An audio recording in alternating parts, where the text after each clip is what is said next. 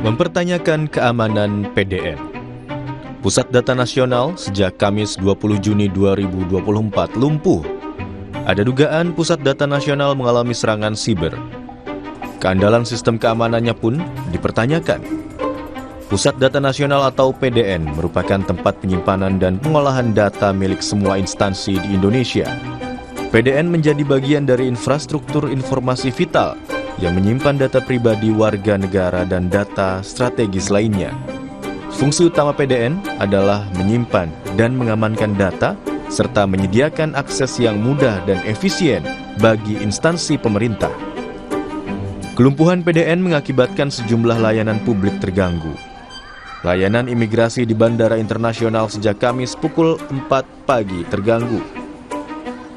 Meski masyarakat tetap dapat berpergian ke luar negeri, mereka harus antre panjang karena proses keimigrasiannya memakan waktu lama. Layanan pengurusan paspor di sejumlah kota mengalami gangguan. Proses seleksi tenaga pendamping masyarakat Balai Wilayah Sungai Sumatera I terpaksa ditunda karena laman tes tak bisa diakses peserta. Apabila ada infrastruktur pemerintah yang harus tahan dan mampu menghadapi serangan siber, PDN salah satunya. Namun, apa yang terjadi sejak Kamis lalu justru membuktikan sebaliknya. Infrastruktur penyimpanan dan pengelolaan data terpadu milik pemerintah malah lumpuh.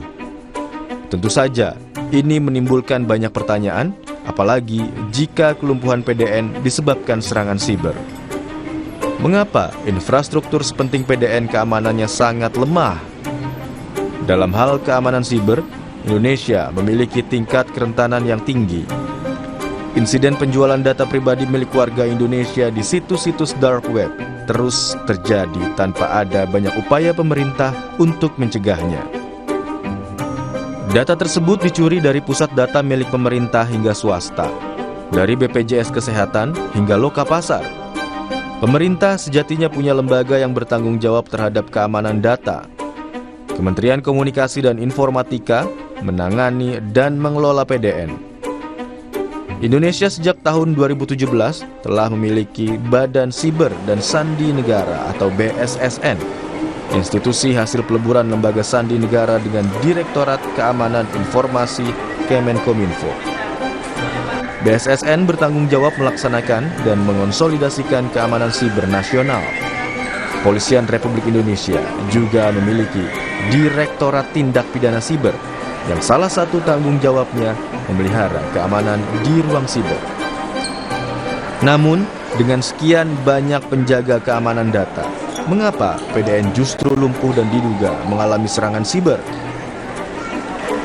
Insiden ini seharusnya membuat pemerintah serius menangani urusan keamanan data dan ruang siber. Institusi seperti PDN harus terus-menerus teruji keandalan dan ketahanan sistem keamanannya. Jika perlu, pemerintah rutin menyelenggarakan sayembara semacam bug bounty untuk menemukan kelemahan sistem penyimpanan dan pengelolaan data seperti PDN. Selain itu, perlu audit rutin terhadap pengelola data milik warga agar publik juga tahu kemampuan pengelolaan keamanannya.